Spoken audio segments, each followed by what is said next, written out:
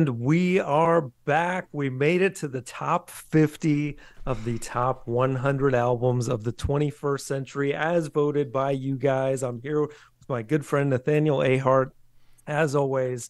And yeah, we're getting to the cream of the crop here.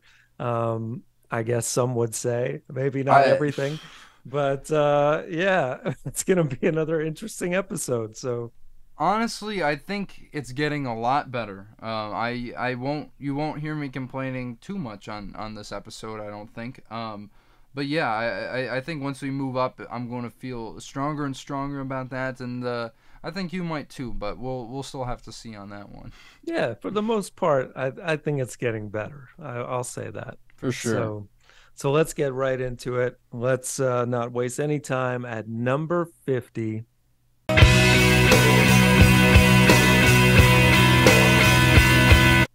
Parachutes by Coldplay from 2000, the first Coldplay album to make the list, and hopefully not the last. But this was their debut album, and a really great one.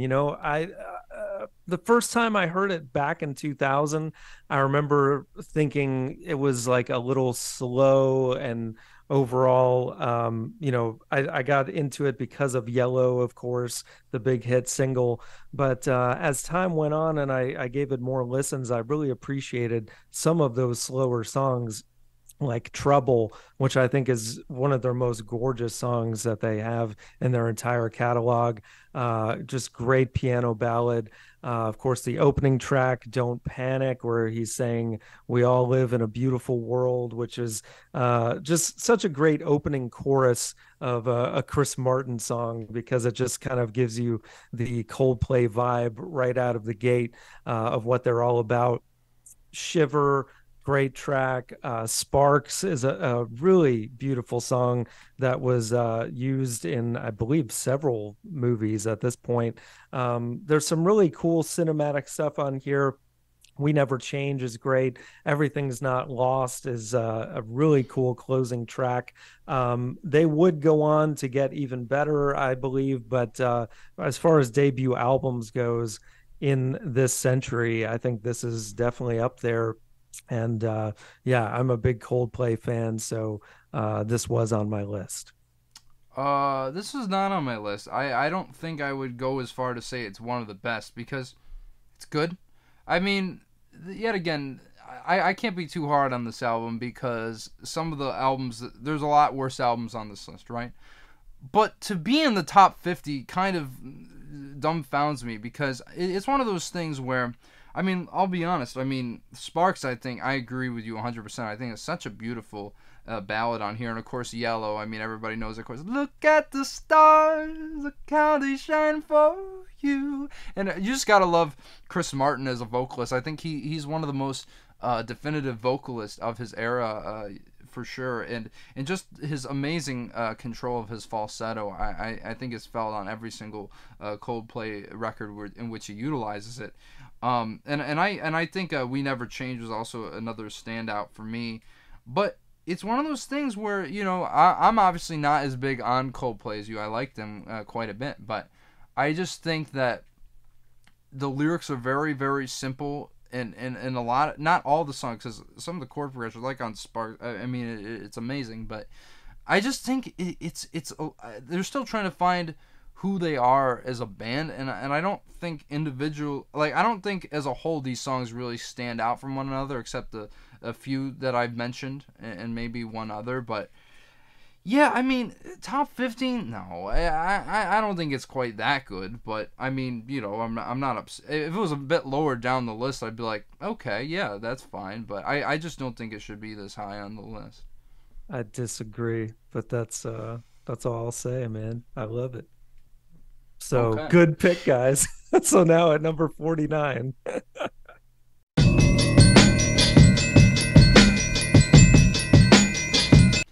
Atrocity Exhibition by Danny Brown from 2016, the second appearance of Danny Brown on this list, as it should come to no surprise because this album was very huge amongst music circles when it came out.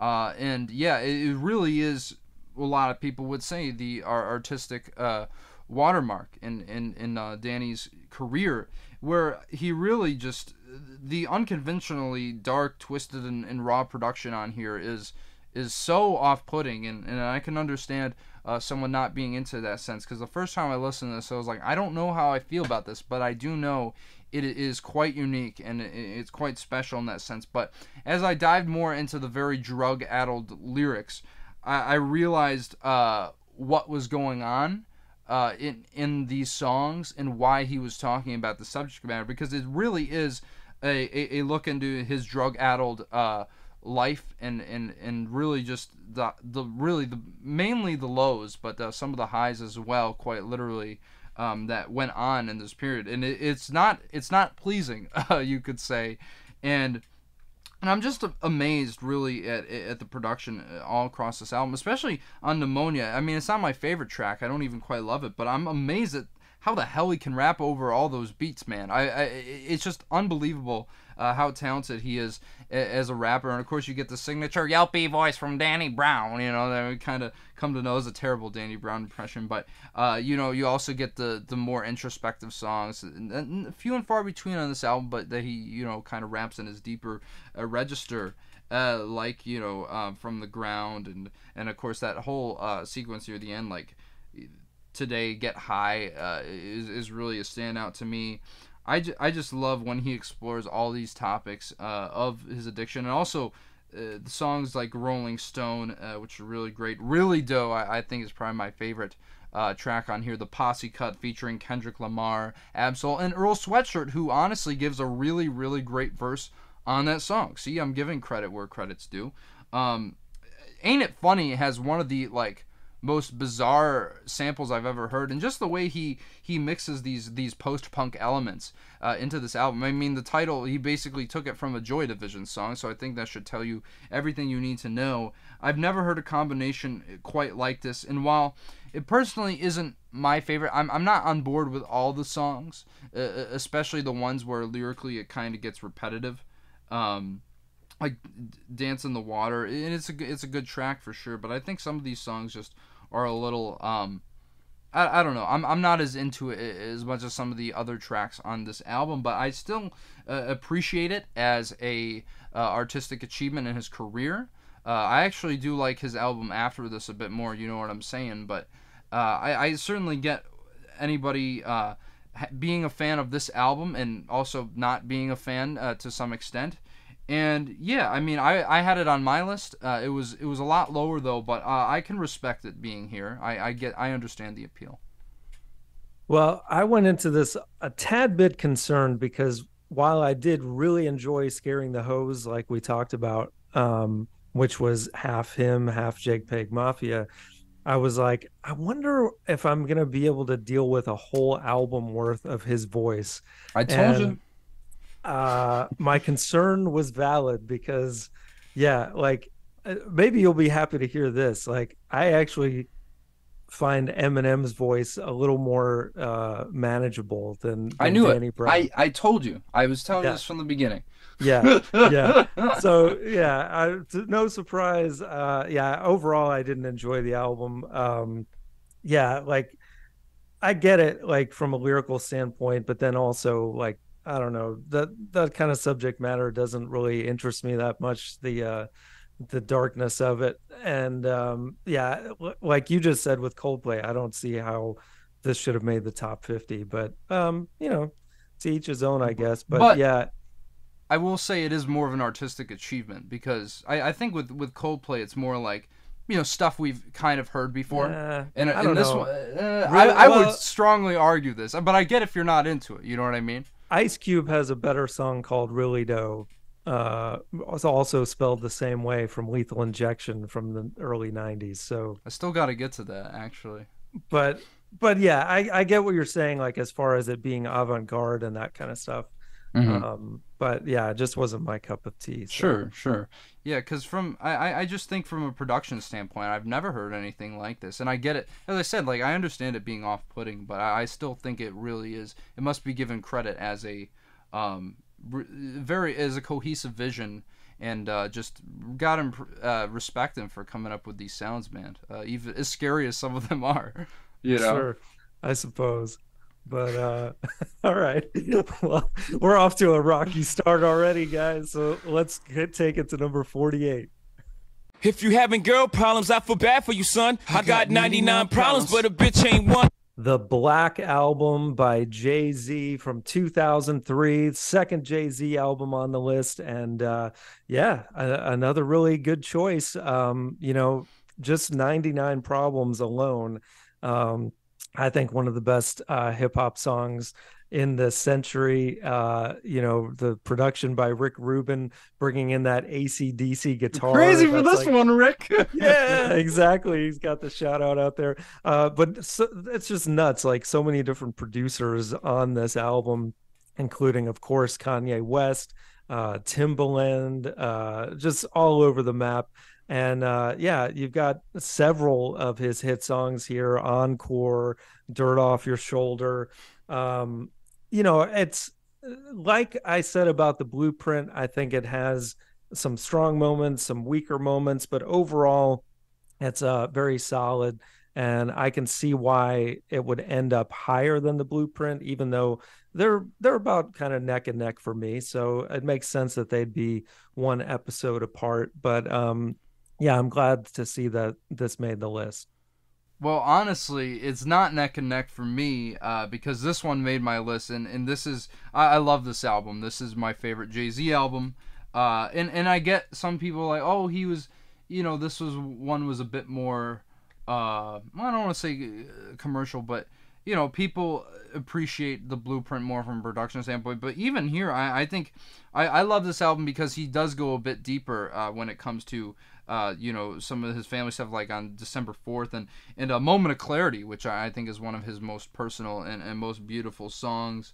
And you really got to respect, say what you will about the guy, but you really got to respect to where he came as a businessman, from, peddling drugs on the street to eventually becoming this, maybe more than $1 million celebrity. And as he says on Diamonds from Sierra Leone, I'm not a businessman, I'm a businessman, Yeah. And just so many great. Dirt Off Your Shoulders, so much fun. Just that dirt off your shoulder. I mean, you could just picture him on this hook doing what he says.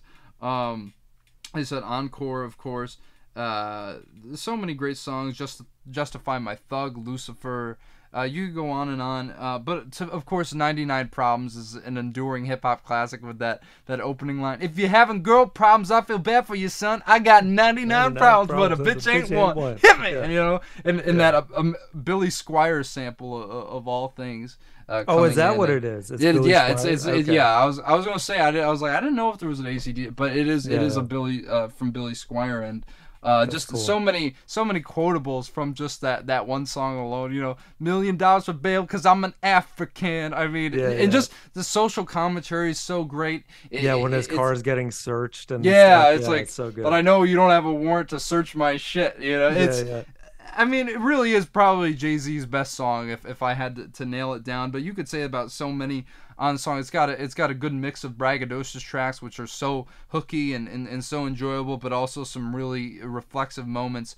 And to have gone out on this album, if he had ended his career on this album, it would have been quite a way to go out. But obviously he went on and continued to do more great things after the fact. I still have to get to 44 and a few other his records, but I think this is Jay-Z's best album. I had it lower on my list, but really glad to see it make the top 50. Honestly. Absolutely. Yeah, great pick, guys. So hey, we're together on that one. So now at number 47.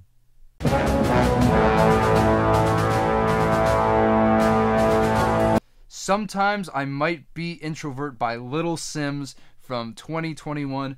Oh my goodness, so glad to see this album this high on the list. I think very appropriately placed, if you asked me. I had it right around here on my personal list.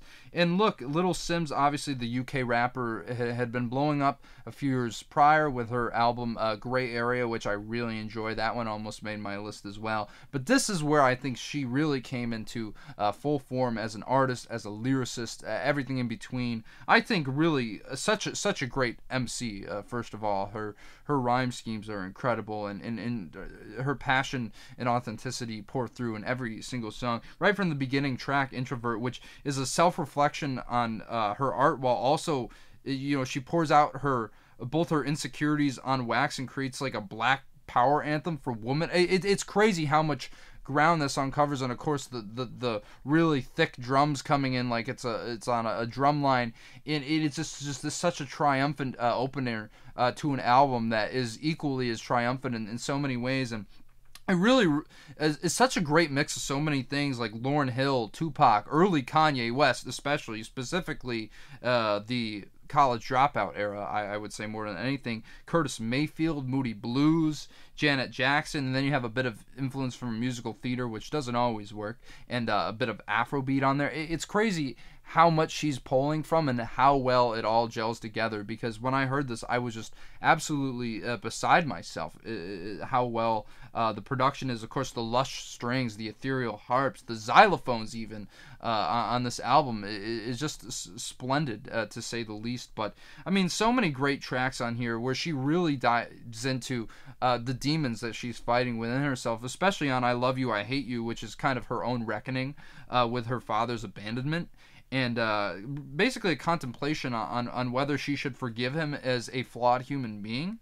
or forgive him for her own personal growth. And I think that conflict is so ripe and so thought-provoking in many, many ways.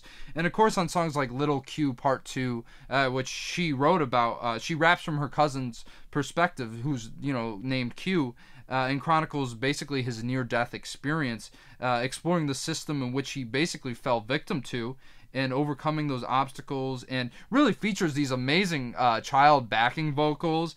Throw your hands in the sky, we're going high, which just sound like they're straight off of the College Dropout, specifically We Don't Care. Right. And I just think it's such an amazing... She obviously wears her influences on her sleeve, but it feels so grand and so distinct as an artist. And I think there's some tracks on here that I don't like. The second half gets not that anything's bad, but it gets a little uninteresting after a certain point. And I'm not really a fan of like the I mean I appreciate Emma Corrin's presence on here, but sometimes the rapper Came to Tea, I think, or maybe more so the Never Make Promises, really is a bit obnoxious when it comes to like the musical theater elements, and I could understand that being points off. But once you get to like How Did You Get Here and Misunderstood, which is such a brilliant play on words, that track, you really realize the whole album is an exploration of her growth over time, both as an artist and as a human being, and this is in my top 250 of all time. So I think it goes to show how much I love this album, and I'm really glad to see this on the list, because I think that this is going to be considered a modern day classic in the years to come, and certainly one of the most impressive decades from the album thus far. Yeah. Or from the decade, I mean. I really enjoyed this one as well. I didn't love it as much as you did, but I can see why there's a lot of love for it. I think it might have ended up being a little high on the list, just because what you alluded to is like maybe one too many interludes, and at over an hour in length, it starts to lose its way in the second half a little bit, in my opinion. But man, it starts out really strong, especially with that 1-2 punch of Introvert and Woman, which I think are the best two songs on the album. But really impressive overall musically, the production, or just her overall flow. I think she's definitely an artist to watch, and wouldn't be surprised if she's one of these rappers that's going to be taking over the world here in the near future. So yeah, and I know she came out with an album last year that I heard was really great as well. I do disagree a little bit, because like the way I look at it, the interludes bring it down a little bit, but I think she really brings it back around in the end. Which is why and just how brilliant these lyrics are, and it's just the amalgamation of everything I love in music, and that I love in hip hop. This really sounds like a for the most part a timeless album, and I think just on that sense it does deserve a spot in the top 50. All right then. Well, great pick, guys. So now at number 46. There's a fire starting in my heart. 21 by Adele from 2011. Oh, yes.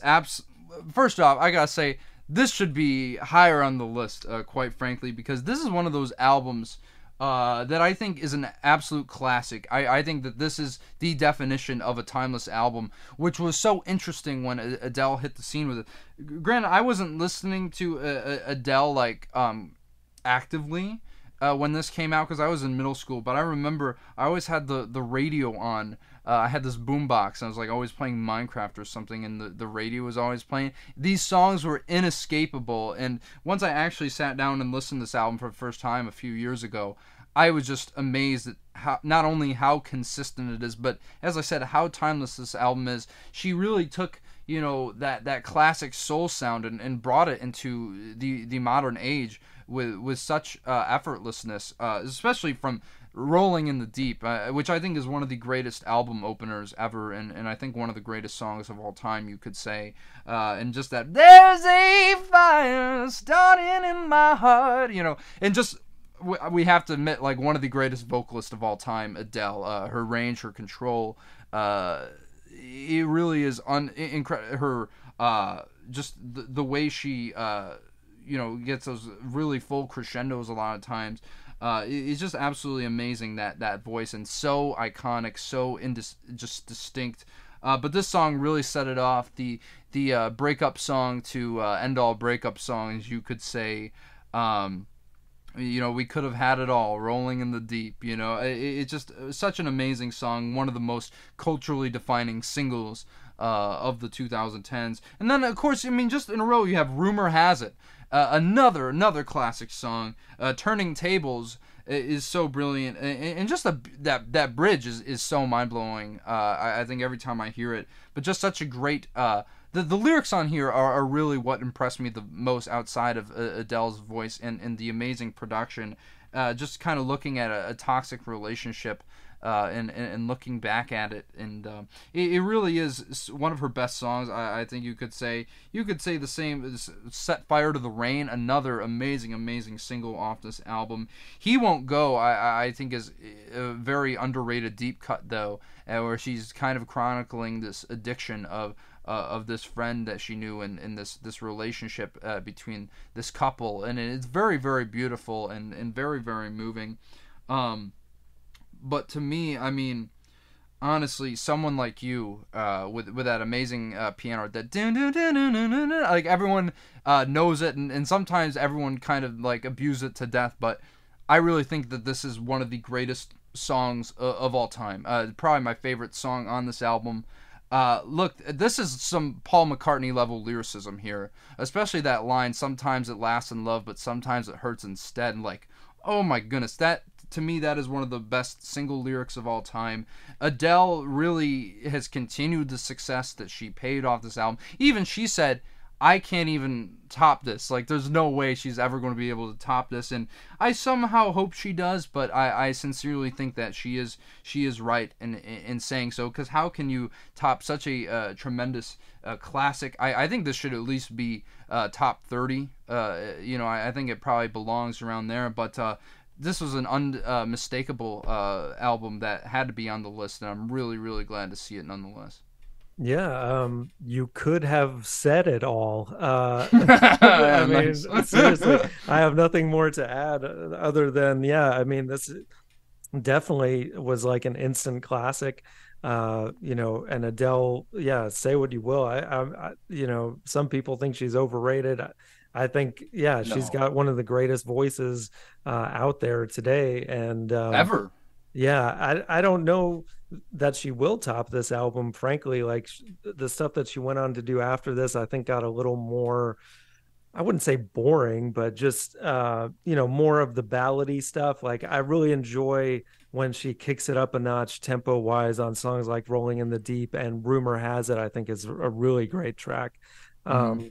And so this is probably, I think, her most well-rounded album, and has so many hits that you can't deny it. And yeah, I think overall, say what you will about this list, I think it's very varied, and we've got, you know, a pretty good mix of all genres. And yeah, Adele's just one of those where she's almost a genre to her own at this point. Yeah. But yeah, like, she basically brought soul into this century, just like you said. So Yeah. um And this is an album, if it didn't make the list, I would have thought it was invalid. So Yeah. I'm really I hear glad you. to see it here because it more than earns a spot on this list. Yeah, right on. Well, great pick, guys. So now at number 45.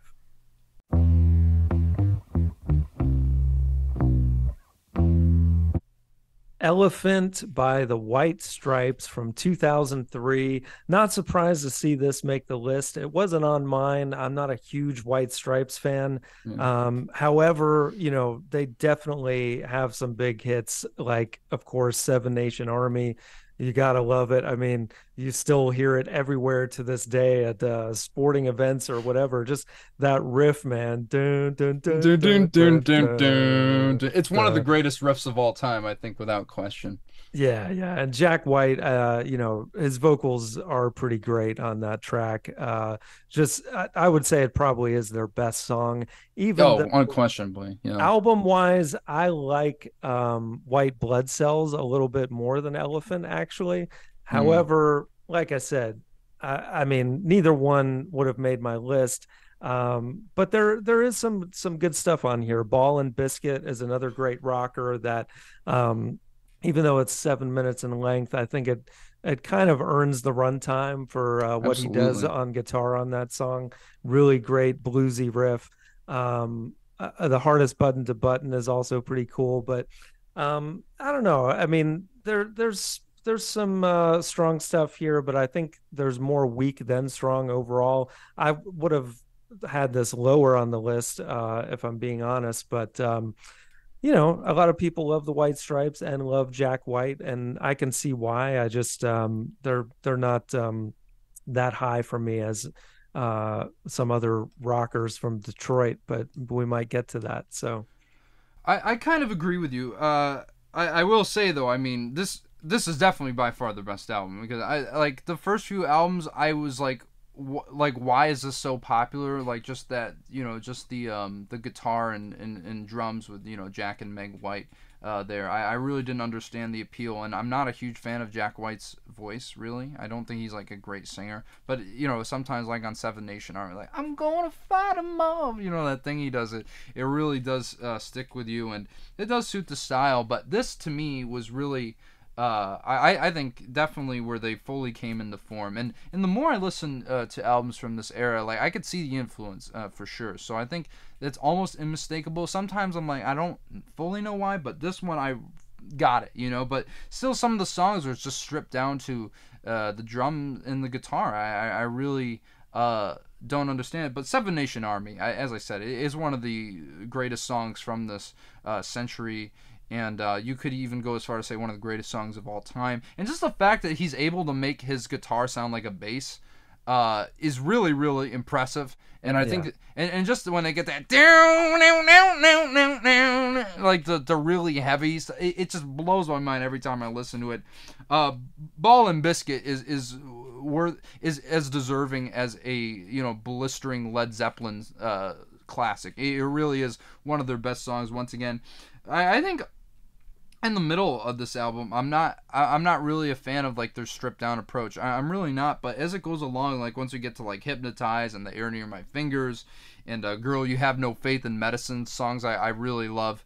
I think it really does come to its own, and I get why this is seen as their best album. But even though I definitely do not like their other albums more than this, I do agree with you that I think it should be lower because I didn't have it on my list, but it's one of those ones where I'm like, yeah, it should be on the list just from cultural impact. But yeah, I mean, I wouldn't put it in the top 50, but I'm certainly not upset at it. yeah, absolutely. And I would even also like to mention because Meg White gets a lot of hate. But I think for what she does a good enough job on drums. And the fact that it is just two of them, it is impressive. And I would have liked to see them continue. I'm not as big a fan of Jack White's solo stuff, but but yeah, this is like you said, culturally, just kind of like the last album we talked about. It's like one of Yeah, those that but it kind of should be had to above be on the Adele. list. So Yeah, I I don't agree know. with that for sure. So, all right. Well, that's going to bring us to number 44. A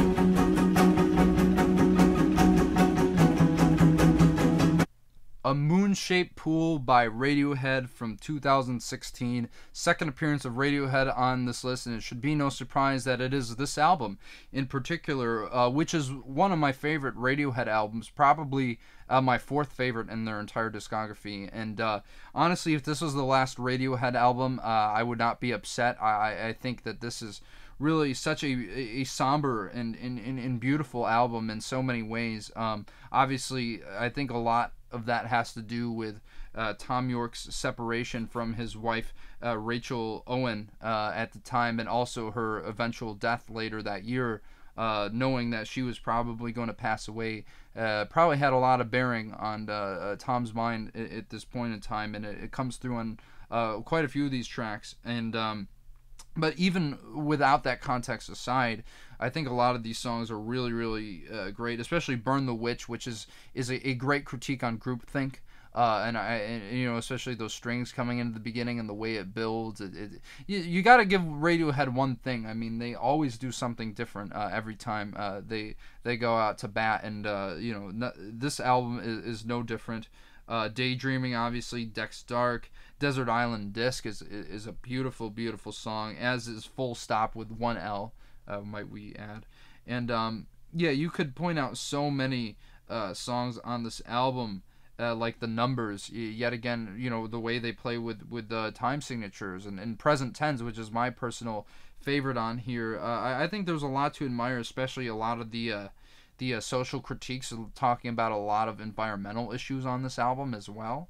And of course, the finally recorded True Love Waits was certainly worth the wait, and a great way to close this beautifully haunting album in Radiohead's discography. And as I said, I think one of their best. Really, I had it a bit lower, but still glad to see it on the list. Oh, absolutely. Any Radiohead is good. And even though I would have had this a little lower, this actually isn't one of my, doesn't make my top 5 Radiohead albums, Wow. surprisingly. That says something. I mean, they've got, I think, probably the greatest discography of all time. It's up And there. like you said, if this is their final album, it would be kind of fitting, especially with True Love Waits being like the closing song of that chapter, which I've loved that song ever since I heard it as a live track. I actually like the live version better personally, even though this is a really beautiful take on it. And with the somber, feel of the subject matter that you were referencing earlier, it definitely makes sense. The Numbers is my favorite track on here. I think that's just such a cool hypnotic track, like you said, bringing some important things about the world to light.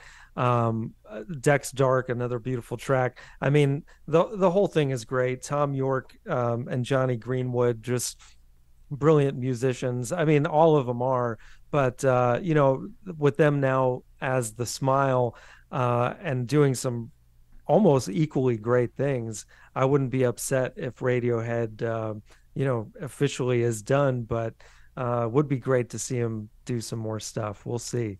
But yeah, absolutely a great pick. At a pretty decent spot too. I would say. If it wasn't in the top 50, that would have been okay too, because I probably had Yeah. it a bit lower. But I mean, I won't complain about Radiohead, like one of the greatest bands of all time, placing in the top 50. I mean, go figure, right? Yeah, absolutely. Great pick, guys. So now at number 43. I've been in this town so long and back in the city, I've been taken for a lot. Smile by Brian Wilson from 2004. So glad that this made the list. And I mean, truly a masterpiece that, I mean, if you know the story behind it, this was an album that the Beach Boys were working on back in 1967 and was going to be, the next big thing to rival the Beatles, Sgt. Pepper. But unfortunately, Wilson had basically a nervous breakdown and never did finish it. And the Beach Boys would never quite be the same. However, there were all these tapes back then that were, unfinished, and he never really got around to doing it. But then uh, I guess eventually somebody pulled his arm and he decided to work on it with this new group of people, not the Beach Boys. But I was really impressed with this. I thought that the vocalists that he employed sound pretty close to the Beach Boys, even though some may disagree with that. But I was just so glad to see that this was in some form of a finished version when this came out. And I thought it was like the greatest thing. I like this better than Pet Sounds. I know that's kind of crazy, but it's just so cinematic, man. Just from the opener of Our Prayer /G, just those voices coming through. It's like, oh man, this is so cool. And everything from that all the way to Good Vibrations, which of course everybody knows.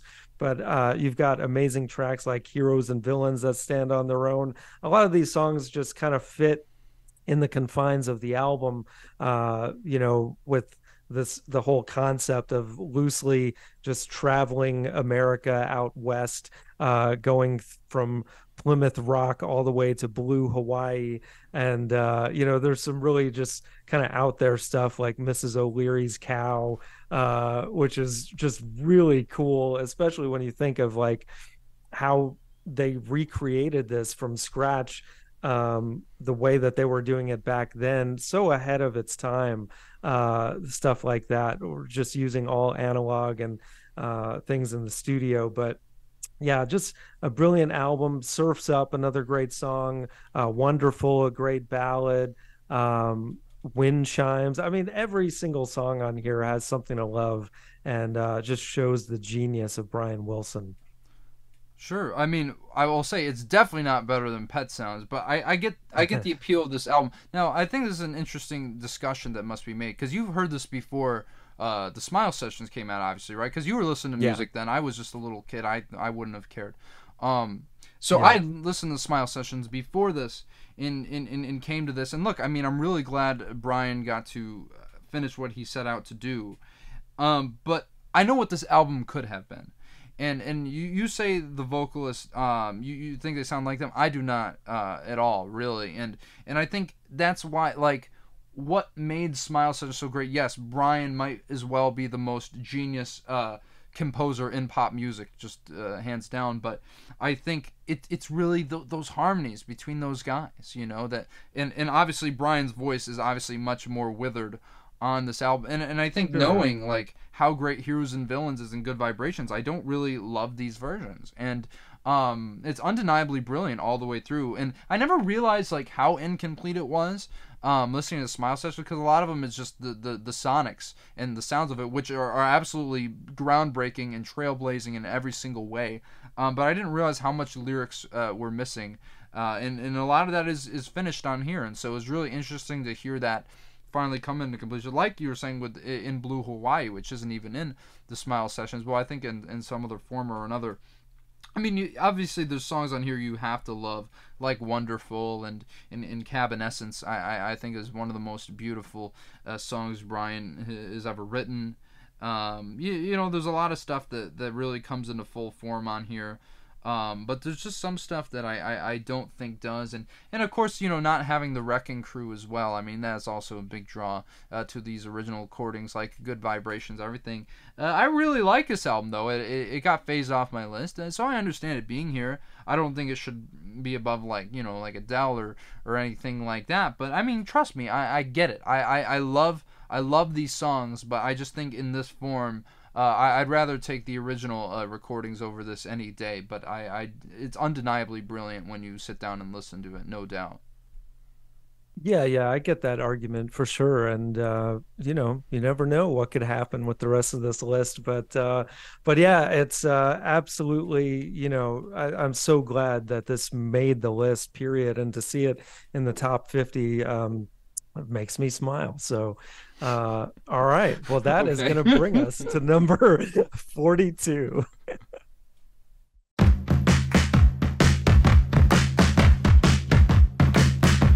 Brothers by the Black Keys from 2010. Andreas, we did it, baby. Yeah, one from your list. Yes. I know is on here. Yes, and this absolutely deserves to be this high on the list, if not higher. I love the Black Keys, and earlier I accidentally said the other rock duo from Detroit, Michigan. They're actually from Akron, Ohio, but Shout out to Chris Stuckman. yeah, yeah, him too.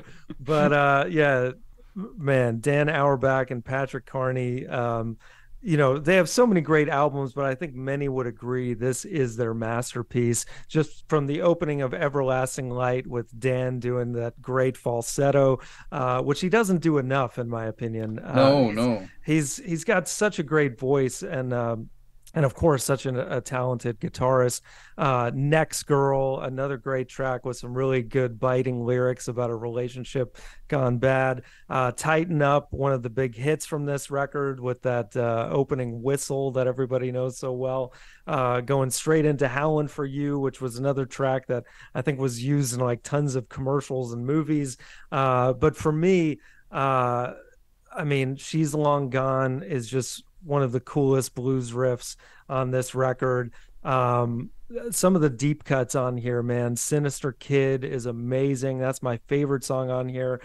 Too Afraid to Love You is such an amazing, like, soulful track that has that harpsichord, and just the drums sound so huge. I love the production on this album and the big sound that they get for just these two guys. And of course, if you had followed them from the early days, like a lot of their stuff before this record was more raw and unpolished, very garage rock, you would say.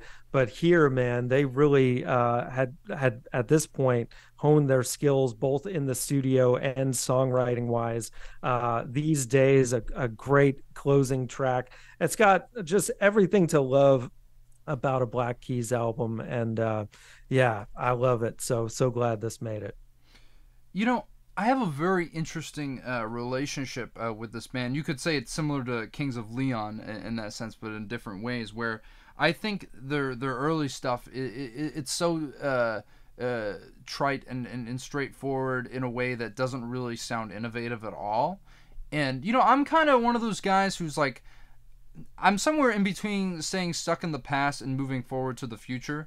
But when it comes to the blues, I'm really like, okay, like, let's get over it already, right? And I don't think that they were really doing anything very interesting before that point. But then, we got to Attack and Release, and you started hearing them experiment a little bit more, you could say. But honestly, I don't know what took them this fucking long to get this good, because it was just like when the first few tracks in this album, right from Everlasting Light, I was like, what is this? Like, how did this is leaps and bounds better than anything else they've ever done. Just those first few tracks, man. Next Girl, Tighten Up, obviously with the whistling is amazing. Howlin' for You, I think is one of the maybe my favorite Black Keys song, and obviously used in so many movies like Deadpool. Probably how I recognize, but both that and Tighten Up I recognized as soon as I heard them, and I just love the sounds that these guys explored more going into this album. I mean, just from Everlasting Light, you hear Dan Auerbach's falsetto, which is almost Smokey Robinson-esque, and I was really like, wait, this is the same guy? Like, immediately so off-put in like the best way possible, you could say. But of course, I mean, so many great songs on here, like 10 Cent Pistol. My goodness, what a great blues track with that amazing walk up and walk down. I just love stuff like that. It's so melodic. It's just it grabs you immediately. I think one of the most standout songs on this album, and of course, even the cover of Never Going to Give You Up.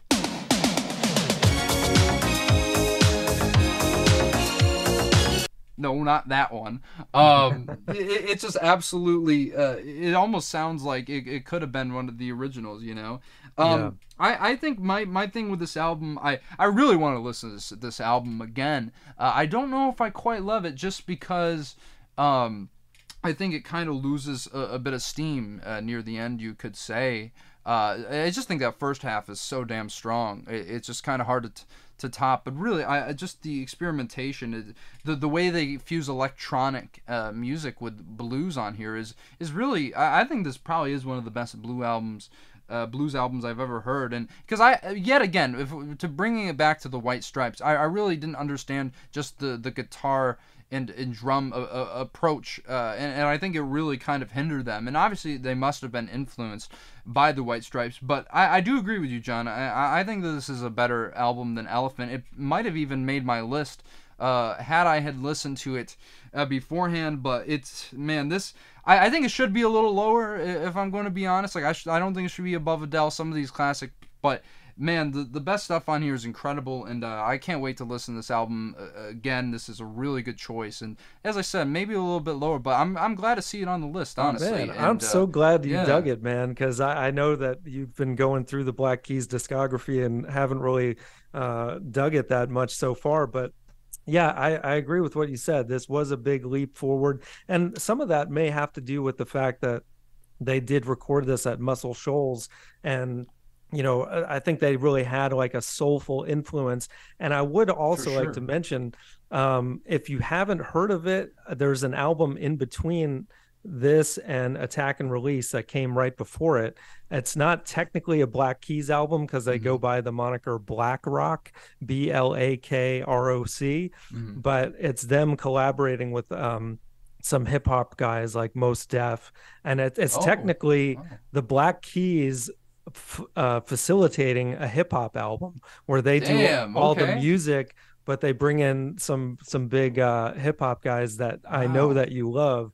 So if you like this one, the production on that record is just as good. And that was on my list, but sadly, spoiler alert, didn't make the top 100. But I think you should check it out. And I think everyone should check that out. Sure. As well as this album, of course. And it's just so impressive because this really, if we're bringing blues into the 21st century, I really think this is a way to do this. Honestly, a couple of the songs I'm probably going to look for as a blueprint for my own music. So, yeah, nice. I'm really impressed with this album, man, 100%.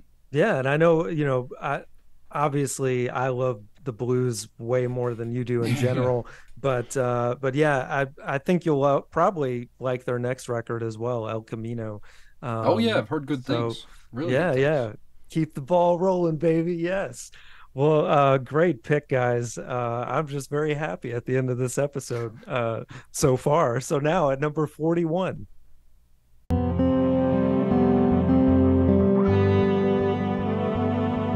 Norman fucking Rockwell from 2019 from Lana Del Rey. Of course, you know, her first pairing with Jack Antonoff. This was a huge album when it came out. And look, I'll be honest, I never liked Lana Del Rey before this point. Her wispy vocals, I could not understand at all, and she wasn't really talking of anything of substance with the persona she built. But here really was when everything was fully fleshed out, when she teamed up with Jack Antonoff. And I think, personal feelings aside, because I think Folklore is probably the most definitive Jack Antonoff collaboration for myself, but this was certainly the most definitive culturally for what they did together. And obviously you saw Taylor follow in the footsteps as well as Lorde with Solar Power, obviously to very mixed results. But this one, obviously, from the opening track, the songwriting is already so much better than anything she'd ever done before, as well as the sonics. Of course, on Venice Bitch, which I think is easily Lana Del Rey's best song, with the amazing synthesizers that come in that blow my mind every single time I hear it. It's a 9.5 minute epic, and I think it earns almost every single second. Unquestionably the best song on this album. And of course, I even love the Sublime cover of doing Time on here. She doesn't do too much differently, but her voice really suits the song with the more hip hop oriented beats on this thing. Of course, you could go on about really, really beautiful ballads like California, and you know, not the Led Zeppelin one, but you know, so many really cool songs. The Greatest, Happiness is a Butterfly, and then of course the closing track, Hope is a Dangerous Thing for a Woman Like Me to Have, but I Have It. Quite a title. And yeah, I mean, look, I think I love more than half the songs on this album, I'm going to be honest, but this album didn't make my list. It was at probably the very bottom, and I think the reason is a lot of the arrangements gets very samey, and I love Folklore. I feel the same way about that album to an extent, and yeah, maybe that's just the Jack Antonoff touch, I don't know, But I get it. Being this, it shouldn't be above Adele. I'm going to say it again. Shouldn't be above a few albums in this episode, like Jay-Z even. But yeah, whether you like it or not, it was a turning point in pop music at the time, and I think a watershed moment in Lana Del Rey's career. And I think her best record that I've heard so far, though I haven't heard her latest, which I hear is very good as well. So, but yeah, I had it on my list, probably a bit lower, but I get it. So, nice choice. Oh. I found this album to be kind of boring, man. Some spots maybe, but now I will agree, Venice Bitch is a really good song. Yeah. And if there was more of that on here, I would have dug it a bit more. But some things that you said, like I've been trying to find a good adjective for her voice, and wispy is it. Yeah. And I think that's part of it. It just kind of lulls me into a sleep land. And sometimes that can be a good thing depending on who the artist is, but I don't know, man. Like, this didn't draw me in. Now, granted, I haven't heard much of her other stuff either, so I guess don't even felt bother that way. Anything before this, don't even bother. That's how I say. Okay. Yeah. So yeah, obviously I won't do that, because that made me fall asleep almost. Yeah. And like the doing time thing, like I get it's a good nod or whatever, but like I didn't think it took. For a good cover, I think it's got to do something new and interesting, and that didn't do it for me either. I heard this before that too, so that could be another thing. Okay, but yeah, that's fair enough. But yeah, I don't know, man. And I get like that she's going for a little bit of kind of like a darker vibe or whatever on some of the stuff, and like trying to be a little more edgy. But for me, like an artist like Fiona Apple, I think is more deserving to make the list, who sadly has not. And I don't know, I guess I can see why some people would be appealed to this, but it just didn't do it for me. So I definitely don't think it should be this high. That's for sure. I mean, I don't know if she was going for edgy is more she was going, because honestly I think her other stuff was way edgier, because she was trying to be a bad girl, and that wasn't really like her. So I think this, honestly, I don't agree with that at all. I think this album was more of her diving a bit more inward and to a more relatable sort of audience. And so I don't know, I actually think that this is probably a step forward in the right direction in that sense. So again, you don't have to listen to her early stuff, but that's what it is, Yeah. Well, hey, I don't know. It's a good album, so. yeah. Well, another varied pick. We can't complain about that, guys. It's been all over the map so far. So another interesting episode, and we will see if this keeps getting better in the top 40. But yeah, you guys outdid yourselves on this list, man. It's been freaking nuts. in some ways, but whatever. Yeah. It's been I think you guys really picked as we said, a lot of variety, and I think this is, to a fault, the most variety we've ever had on any's list, so kudos. Yeah, absolutely. So yeah, looking forward to the next one. So we will see you next week. And yeah, if you haven't already, please subscribe to Nathaniel's channel. He's got so much great content on there, not just music, but movies as well. And of course, Johnny Radio, keeping it going strong. So we'll see you guys then. All right, take it easy now.